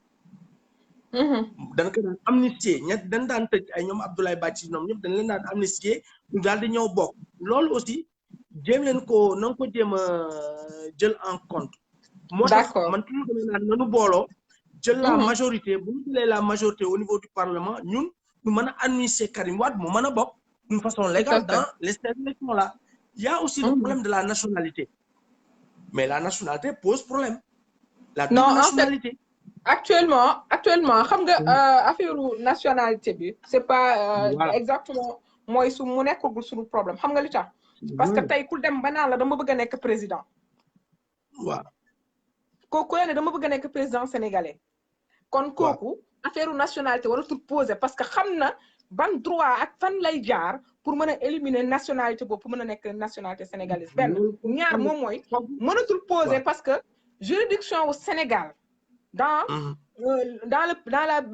comment dire dans le pays sénégalais ñun suñu juridiction bi nga xam ne moom moo condamné Karim Meïssa Wade waaw donc tey je ne pense pas que affaire nationalité mën a poser problème ñun tey lan la ñu war a wax moom mooy nan la ñuy def kay ba Macky Sall sélection bi nga doon wax sànq noonu nan la koy mujj nan la koy bàyyee ba ñun suñu bopp opposition beeg Khalifa Sall Karim Meïssa Wade ñëpp mën a xam fan la ñuy jaar ba teg seen tànk man je pense que ne le débat se trouve là-bas d'accord comprendre naa li nga wax mais c'est que dama bëgg a wax ni Karim Wade à mon avis en tant qu'intellectuel en tant qu'expert électoral damay jéem a décortiquer yenn pourquoi la candidature de Karim Wade peut être discutable parce que Karim Wade xamuñu ba xam il a révoqué sa nationalité française ou pas loolu sax du débat grave Mais c'est pour dire encore que Karim Wade anguille sur roche il fi nekk dafa bëri donc soyons prudents soyons discutables léegi fu mu bëggoon terminer la troisième candidature de Macky Sall Macky Sall moom tamit mënatul doon candidat mënatul nekk candidat il peut pas être candidat et ça aussi dama koy toujours que Macky Sall ne peut pas être candidat parce que d'abord premièrement Macky Sall il a été élu sur la base de la constitution de 2001 constitution boobu dafa ni 2 mandats dam sa yoon Macky Sall a fait 2 mandats maintenant en droit il y a ce qu'on appelle le principe de la rétroactivité surtout lorsque la disposition n'est pas nouvelle mais en cas d'espèce même disposition bi doon ko reconduire au niveau de référendum de 2016 donc bizarrement mes amis de l'APR et consorts ils comprennent que le français lorsque ça les arrange te même sax bu sukkandikoo ci article boobu mais article boobu dafa ni nul ne peut exercer plus de 2 mandats consécutifs waaw te moom moo article bi fii la ko fekkoon donc moom moo jëloon constitution bi moom moo ko changé woon donc je pense que il doit faire il a déjà fait ses 2 mandats donc jeex na quoi barki démb dama doon waxtaan ak sama benn xarit tubaab ñu waxtaan sa feru la troisième candidature Macky Sall foofu laay daanelee ma ni ko dafa yomb comme na nga def dafa mel ni yow ngay liggéey ci benn entreprise nu ni la amoon droit jël plus de 2 pauses de 30 minutes yow nga war a dem jëli benn pause bi nga ñëw fekk nu tafaat benn règlement intérieur bu bees nu reconduire ci même disposition que kenn amul droit jël plus de 2 pauses nga ni damay dem jëli sama pause ma dellu si waat dam jëlaat sama seconde pause ma daal di remettre le compteur à zéro jëlaat yeneen ñaari pause loolu xel mënu ko xalaat il a fait 2 mandats son premier mandat c'est 2012 2019 le second mandat c'est 2019 2024 jeex na en matière électorale waxuma ko ngir dara waaye lu ma ci wax noonu la Macky Sall ba mu ne day wàññi affaire yi à 5 ans laa ni mënu nekk la chose n'est pas modulable parce que y a un mandat y a un mandataire y a des mandats kon nanu bàyyi di ki daal mais soyons prudents ci mbirum Karim Wade bi di leen naan nu ñëpp benn lañu on est ensemble c'est le Sénégal qui gagne man je lance un appel à toutes les forces vives du pays les forces de libération nationale afin de se muter en une seule synergie et de bouter dehors le régime du président Macky Sall. Sa candidature, elle est immorale, elle n'est pas politique, elle n'est pas juridique. Mais maa ngi lay encourager ci émission bi. Merci beaucoup. C'est une très bonne émission. Maa ngi saluer sa pertinence. Question bi nga posée, elle est pragmatique. Maa ngi leen di gërëm di leen sant ñëpp. Merci beaucoup. Merci, nous les remercier bu baax a baax. Merci beaucoup. On est ensemble. Merci de votre participation aussi. On est ensemble. Merci. Merci. Jërëjëf. Voilà, c'était Sidia Diop. Mooy li muy wax léegi nii moo bon Tata Ndege Cissé dit que à Sidia que je pense que la révision du procès, la CREI, c'est une juridiction d'exceptionnelle qui n'est pas reconnue nulle part. Donc voilà, c'est la contribution de Tata Ndege Cissé. Je pense qu'on va voir, il y a une autre personne qui voulait intervenir sur ça. Il y a une autre personne qui voulait intervenir. J'avais vu tout à l'heure Moussa Tal qui voulait intervenir, mais bon, je ne l'ai pas revu. Bon, Moussa Tal est là. Je vais appeler Moussa Tal pour sa contribution parce que Moussa Tal, si je déggee nga sama contribution, ñu mën a avancer ci live bi. Je vais prendre 2 à 3 personnes ñu intervenir direct sur Facebook. Moussa Tal, vous m'entendez, grand Moussa? maa ngi lay jël en direct pour nga mën a intervenir. Maa ngi lay jël en direct pour nga mën a intervenir si possible. Ou bien je vais prendre Docteur Seck. Docteur Seck, il n'est pas là. Je vais prendre Cissé.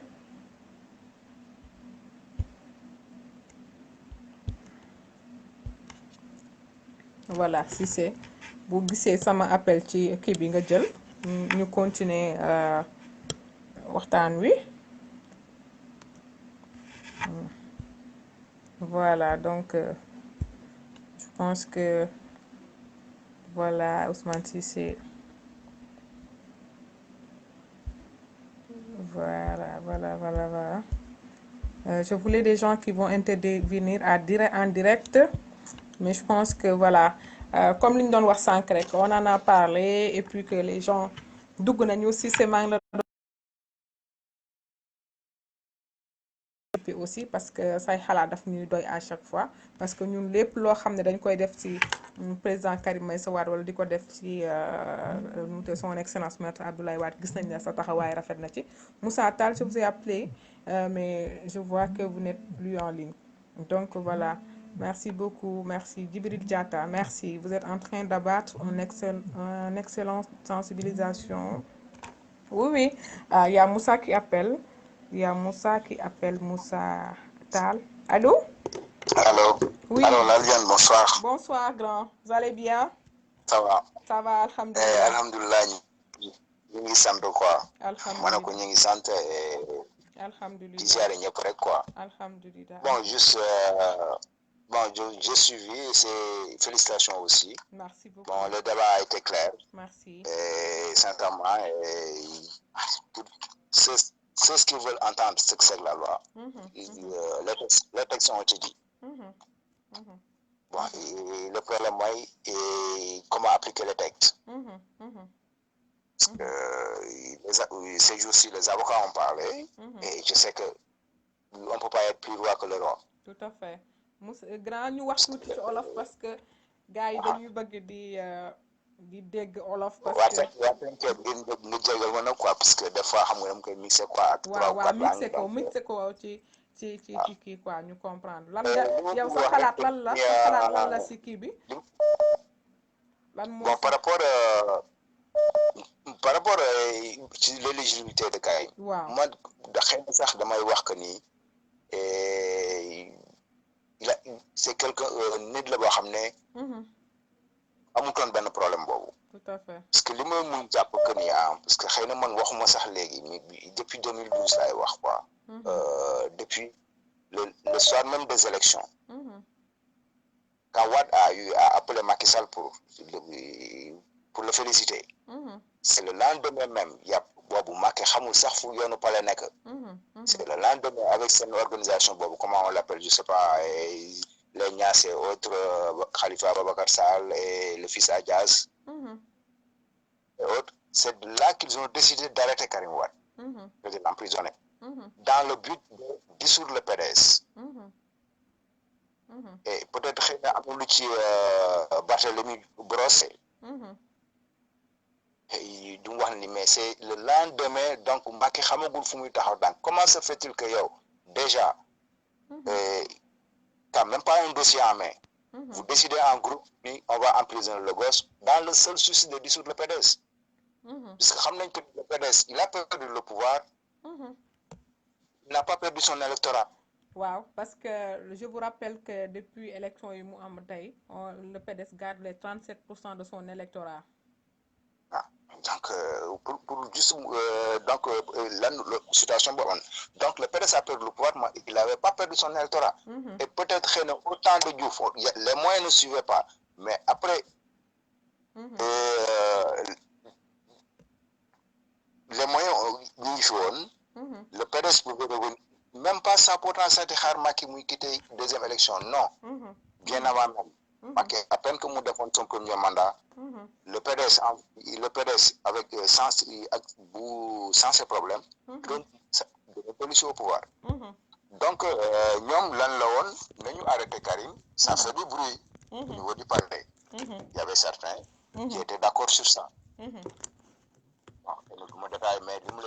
C'était le soir même que Wade l'a appelé au téléphone pour le féliciter. Le lendemain, ils sont réunis. Donc, comment se fait-il que su fekkoon ne dañuy wax ne peut-être nit dafa rey nit ñu ne avec préméditation la. C'était prémédité. C'était prémédité. C'était prémédité. Moustapha Niasse là-dedans, Khalifa Sall là-dessus. Et c'est un groupe M23 lañ ko doon waxee xaw ma affaire de non quoi bon. Ils avaient un nom. C'est ce qui était contre Benno Bokk Yaakaar effectivement. Benno Bokk Yaakaar effectivement donc nga jégal ma puisque man xam nga c'est des gens qui m'intéressent même pas que du ma sax jàpp seen tour quoi. Tout à fait. Mais li ma mun wax que ni rek loolu c'était un acte prémédité. Léegi nag qu'est-ce que vous conseillez aux populations par exemple les Sénégalais quoi parce que tey xool nañ ne carrément la situation devient un peu perplexe et trop perplexe par rapport à ce que Macky Sall est en train de faire vivre au Sénégal, de faire vivre au Parti démocratique sénégalais. Non, Macky fi mu toll nii même soo gisee ma li may wax que ni l'appel que je donne au Sénégalais moom laa mos wax que ni Macky gëmul élection. xamul sax ñu voté la preuve en 98 je me rappelle plus non en 98. Quand on l'a nommé responsable du PDS à Fatick. xamutoon sax lan la ñuy ak ban lan la ñu leen voté il est venu voter avec un passeport gars yi bañ. mu forcé leen donc c'est un antidémocratique. Tout à fait.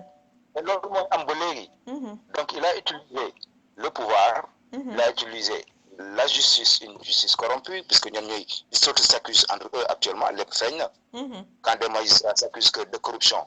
Mais c'est scandaleux pour un pays. C'est scandaleux, très scandaleux. Et je pense même, bon voilà, c'est scandaleux quoi. te soo xool que ni li may wax que ni au niveau de la magistrature. que ñaata magistrat ñoo changé de poste. musul am depuis que Senghor jusqu'à maintenant. Cour suprême ñaata nit ñi les bureaux changent de main à main. Mais d'intérêt à intérêt de Macky Sall. Si tu ne sais pas chanter les intérêts de Macky Sall tu ñu indiwaat fa keneen ku mun chanter. L'éloge de Macky Sall. Tout à fait. Donc li ma mun wax la population sénégalaise rek mooy lenn. nit ki lu mu ñafewul. du fekk njëriñam. Tout à fait. Oui, parfaitement. Il faut qu'on affronte Macky Sall. C'est le On moment. doit l'imposer puisque c'est le moment au Sénégal il a fait ses 2 mandats malhonnêtement. Avec tous ces scandales yi fi suivre ay Orissette fu mu dem ba ci mbënd mi. Donc il a montré ses limites quand même. Il a montré ses limites du côté de la justice et du côté de la gestion et de tout. Je pense qu'actuellement, il a montré ses limites. Sa propre maison, il est même incapable de gérer sa maison. Man li muy wax c'est des paroles yoo xam ne jóge woon na sur sa femme depuis c'était en 2002. C'est des petites histoires yoo xam ne ay problème de passeport ordinaire yu ñu doon wuti au niveau du commissariat. Pourquoi waxuloo Macky mu jóg mais kooku lu ma répondre mënul sax gérer këram. Mais ku mënul gérer këram dafa mun gérer Sénégal. Dëgg la loolu moom c'est compliqué et puis les Sénégalais sérieux, sont en train de payer les pots cassés. Je me rappelle bel et bien ces paroles de Marème Faye. C'était en 2002 ñu daje bureau des passeports j'avais un copain un inspecteur de police. Marème dafa bëggoon commencer di ne day baana ci. Je viens sur les détails. Donc Macky n'avait pas de milliards moom buy wax di accuser nit ñi de gauche à droite moom laay wax ces milliards fan la ko jëlee. parce que ku am ay milliards toog ci depuis bien avant ñu lay nommer. waaw mais loolu grand mu xam nga rek dañ naan sàcc bu yuuxoo sàcc moom 300 kilos bagage ne damay ñëw baana ji di dugg kër Lex ni jaay ko benn tissu dugg kër kële jaay ko benn tissu mais non. Tout à fait ak sa tànk ngay dox. Tout à fait Macky amutoon saret. Jusqu'en 2002 amutoon saret bu ko yóbbu Guédiawaye. ci yóbbaale mu la dëkkoon nan la mun en moins de 6 ans 7 ans denc 12 milliards à côté. te ku denc 12 milliards dund nga plus de. non nee na Ablaye Wade moo ko may. waaye non bu ñuy wax léegi dañuy wax leen lan la règle que Sénégalais lu ñu xeexul mënuñ ko am. On veut le retour de Karim faut qu'on accepte de descendre sur le terrain comme ça a été ak Diouf. Waaw moi je pense que le retour de Karim doit être planifié ba pare. mais il faut cette bataille sur le terrain. waaw bataille boobu parce que lii il faut que ñu jàmmarloo Macky Sall s'il le faut que ñu descendre sur le terrain ñu xam. ñu xam ne carrément ne Macky Sall mu xam que ñun dañoo war a bokk loolu nag pour mu am il faut que ñun ñu wàcc sur le terrain. waaw wàcc boobu nag aussi que toute la famille man je souhaite à travers que famille bi yëpp qu'on se retrouve, qu'on oublie beaucoup de choses. Nous savons que c'est dans notre intérêt qu'on soit unis et c'est dans notre intérêt une armée qui va en guerre, les officiers doivent pouvoir suivre les mêmes ordres et sur les mêmes stratégies. Tout à fait, tout à fait. Et faut que nous baillons l'année et après plus tard, certaines choses peuvent se faire, peuvent se régler dans l'amiable. Mais les mots mais dans la main, comme au bon vieux temps, il y avait des divergences entre, ça a toujours été dans le parti. Les vieux, les anciens, les jeunes, les anciens, les intellectuels, les Idriss Seck et autres, avec les Boubacar Sall et autres. Mais tout juste les Ousmane Gom. Mais au moment où le combat est là, on l'affronte ensemble. Après nos divergences, on les règle. Tout à fait. Mais le moment où j'appelle que les Sénégalais, que nous, il y a eu un temps pour écouter, il y a eu un temps pour comprendre, il y a eu un temps pour négocier, mais il y a aussi un temps pour lutter. Tout à fait. Vous avez parfaitement Et c'est plus, tant que nous avons Macky Sall, nous avons amadoué. Effectivement. Effectivement. Même si ces informations, c'est pour cacher aussi le cas de la famille Diak. Parce que Macky, il est cité au niveau international. Sur son financement de campagne. Sur la famille Diak. Le Sénégal, bon, on soutient trop. Puisque côté sang, c'est un parent, Diak Lamine, c'est un parent et tout ça. Ok. Mais si au niveau international, des preuves réelles, tangibles ont été que cet argent a permis à financer l'opposition sénégalaise contre droite, mais moi, le coup, c'est là. Tout à fait. Au niveau de la justice sénégalaise, mais au niveau mondial, le dossier reste. Donc, pour étouffer certaines informations que le Sénégal doit du problème racisme, comme l'a dit son fils Diak, non. Voilà, parce que nous respectons le président Macky Sall. Mais s'il est dans le faux, Macky est dans le faux, il faut que nous reconnaissons que Macky est dans le faux. Alors, que le Sénégal se bat, le Sénégal, il faut que au niveau de la diaspora, au niveau local, que Macky a fini son mandat, quel que soit Alpha, il n'a rien à nous raconter. Effectivement. Effectivement. C'est écœurant aussi, quoi, parce que nous avons arrêté par préméditation, depuis 2012, nous avons arrêté Karim, mais le lendemain que le soir même que Wad l'a appelé pour le féliciter, le lendemain, nous avons décidé les gars, on met Karim au Niouf. Pour écarter le PDS, puisque le PDS c'est une force, comme nous l'avons dit, c'est l'autre mer. Il faut calmer, il y a des marées hautes, il y a des marées basses. Donc, marée basse, le PDS a perdu le pouvoir, mais nous avons une incapacité, nous sommes pour gérer les réunions. Donc, la preuve en est que nous, Sénégal, Macky a le pouvoir, il sait même un scandale Assemblée nationale, ça n'a jamais été. Insulte le même pour un peuple. Des députés fabricants de phobie, c'est une assemblée à dissoudre. Ouais, mais nous c'est tout ici sujet parce qu'il y aura d'autres sujets à débattre sur ces trucs.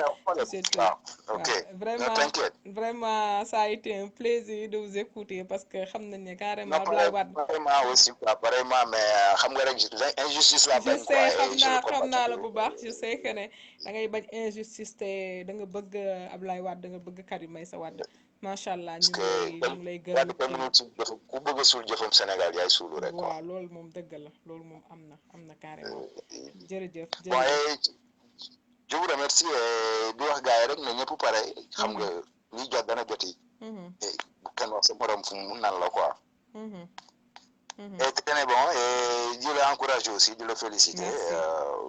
Merci beaucoup. C'est dans le débat sur la Tibou. Merci beaucoup. Aussi. Il continue davantage. Je suis un peu fatiguée parce que depuis ce matin, mais bon, on tient le coup quand il s'agit de créer. waaw mais ñoom aussi noonu lañ demee rek quoi bon parce qu'ils n'ont plus rien à dire. font que tergiverser. pour jéem a indi yenn Sénégalais yi pour indi benn nuance bi quoi. mais restons forts et unis quoi. tout à fait merci beaucoup grand. waaw mais xoolal bon de toute façon bëgguma andi que accaparer trop kii bi. je laisse un autre. D'accord, avoir merci. la possibilité. Merci beaucoup. On va prendre dernier internaute. Allô, Cissé? Allô? Allô, Cissé? Allô? Voilà. Allô? Allô, Cissé? Allô, Cissé? wàññi sa téléphone tuuti. asalaamaaleykum. aleykum salaam doo wàññi sa téléphone tuuti wala nga dindi live bi. waaw dindi naa ko. waa kay yaa ngi en direct Cissé sànq maa ngi la doon jéem a woo. ah dëgg la ziar naa la bu baax a baax ziar bu baax a baax Cissé. di rafetlu live bi man sa live rek laa yàkkamti ndax dafa intéressant trop. merci beaucoup vraiment. ndax li ngay wax képp kuy PDS rek wala képp ku bëgg réew mi rek da nga siy gis sa bopp kon ñu ngi lay ñaanal bu baax a baax. jërëjëf ñu ngi lay fay bu baax a baax di la remercier bu baax. invité yu am solo ngay am macha allah. merci beaucoup merci vraiment. te itam actualité ngay topp macha allah xam nga Karim moom léppam actualité la. lan nga xalaat ci avocat yi li ñu wax ci Karim Wade ak yooyu. waaw bëgg ci rek xam nga nit moom boo ko bëggee moom bëgg ci moom dara te mënuloon nekk mu dem ba ci kanam ñu ne la mën na nekk loolu mbégte rek lay yokku. macha allah mbaa takku ngeen ba dëgër rek. waa ñun ba mënutee nekk sax dañu takkoon waxuma la bi mu mënee nekk. yokk takku bi rek ndax xam naa ne fa ñu jëm du yomb ndax waa ji incha allah dañu war a jàkkaarloog moom. waaw mais nag moom gëm naa ne liggéey boo xam ne moom bu ñëwee rek boole ci affaire yi rek affaire yi day gën a yokk ñun pour man incha allah. waaw te itam lépp daal muy mouvement de soutien ñu nekk ci parti bi ñëpp liggéey bi benn la ndax ndam li bu amee nit ñëpp ñoo ko bokk.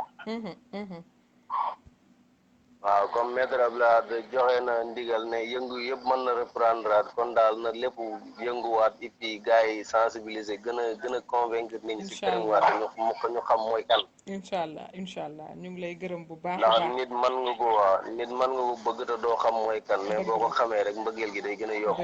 dëgg la dañu yokk taxawaay bi. yokk déglu bi waaw aussi bàyyi xel bu baax son excellence maître Abdoulaye Wade bu ñu nee toogal ñu toog bu ñu nee bàyyi ñu bàyyi parce que c'est un visionnaire dans la politique nekk na koo xam ne tey dafa am vision ci politique te lu ñu wax rek dafa am lu tax mu wax ko donc loolu dëgg la rafet na ñu ngi lay gërëm bu baax daal waaw ñu ngi kontaan bu baax a baax di la ñaanal jàmm ak salaam. amiin Cissé. di ñaan yàlla xel mi gën a leer et puis liggéey bi ngay liggéey yàlla bu mu neen yàlla na dem bañ wax ne Karim Wade accédé na au palais mu fekk la si jàmm ak salaam. amiin ñu fekkee ko ñun ñëpp.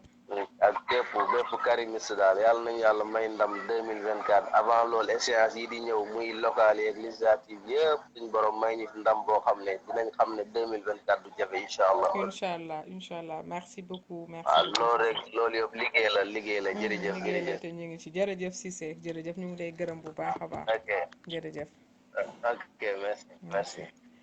voilà c'est ce que loolu lañ leen indiloon tey ci nga xam ne moom mooy ëttu libéraux yi links l'Amazone Dakar yi ñëw ànd ak yéen tey dama xaw a sonn nag moo tax xama rek defuma fi show un peu mais bon pour vous dire que ne li war a am day am parce que tey ñun li ñu ñor moom mooy nekk ci dëgg on est plus calme on est plus responsable parce que nit moom booy xeex dara ba am ci ndam à chaque fois di ci am ay ndam da ngay sant yàlla bu baax a baax waaye dolli sant aussi parce que waroon na fee gën a métti te it ay nit ay doomi jàmbur topp Karim Meïssa Wade topp ki nga xam ne moom mooy son excellence maître Abdoulaye Wade lu mu leen wax toog leen ñu toog bàyyi leen ñu bàyyi donc nekk na loo xam ne tey mënul woon a ñàkk ñu def live bu mel nii te nii lay continuer ci biir ëttu libéraux yi di leen jox dig daje beneen yoon ndax xam naa ne tey Lengs l'Amazone de Karim ngeen fi amoon ñu doon waxtaanee ak yéen lu am solo dinañ ñëw ci processus électoral ak exactement lan la sénégalais yi war a def te it nag bu dire que ne sénégalais yi dañoo war a jël seeni responsabilité maanaam exiger Macky Sall mu def fichier électoral wala mu def refonte du fichier électoral refonte boobu nag bu ko deful maanaam mooy kan li Abdoulaye Wade waxoon Macky Sall lépp li nga xam ne organiser na ko ci dëkk bi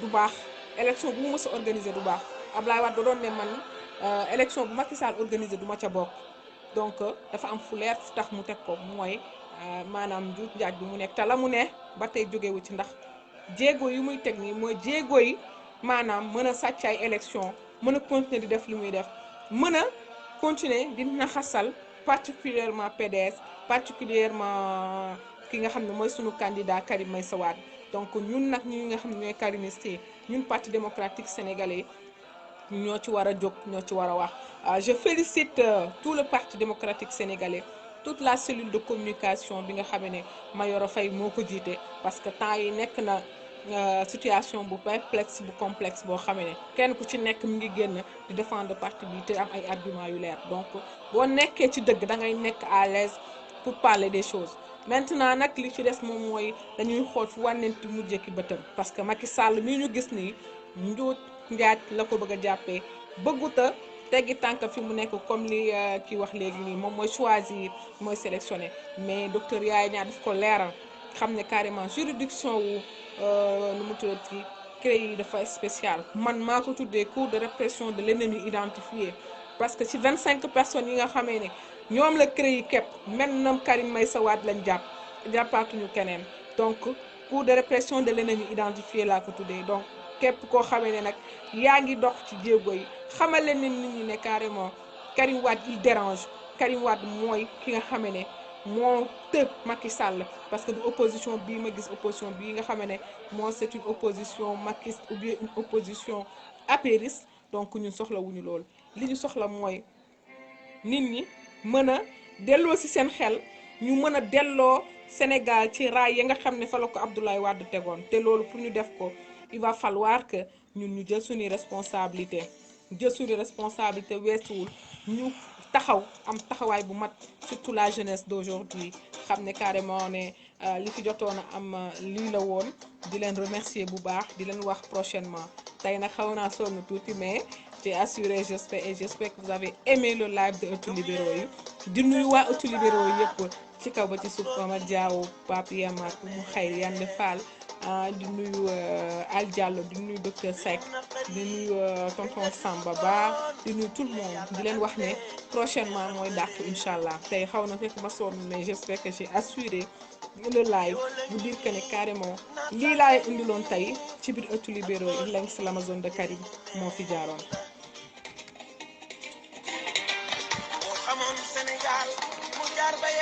Mor Kébé merci beaucoup.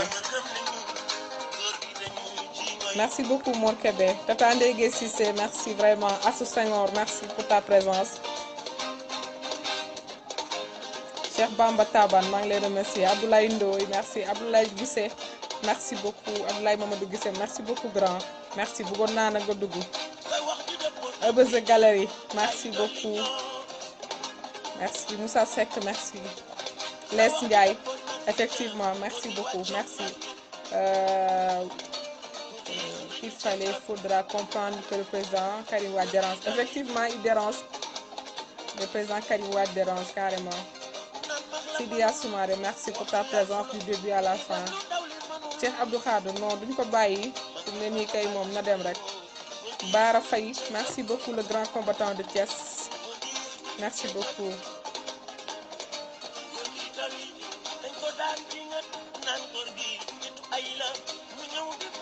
Effectivement, par Sow, Karim ne doit rien à l'État. Au contraire, c'est l'État qui doit. Merci Tata Aïma Gueye. El Hadj Ndiaye, merci. Sidia Diop, merci pour votre participation. Caporal Ousmane Cissé, merci pour sa participation. Mamadou Dem, mon frère, maa ngi lay nuyu. Thierno Soumaré, Ada Saha, Ibrahima Diatta, Djibril Diatta, merci beaucoup. maa ngi lay nuyu bu baax, maa lay remercier. Baye Fall, merci. Docteur Seck, gis naa la. Ndiaye Massar, merci beaucoup. Mamadou Gueye, gis naa la.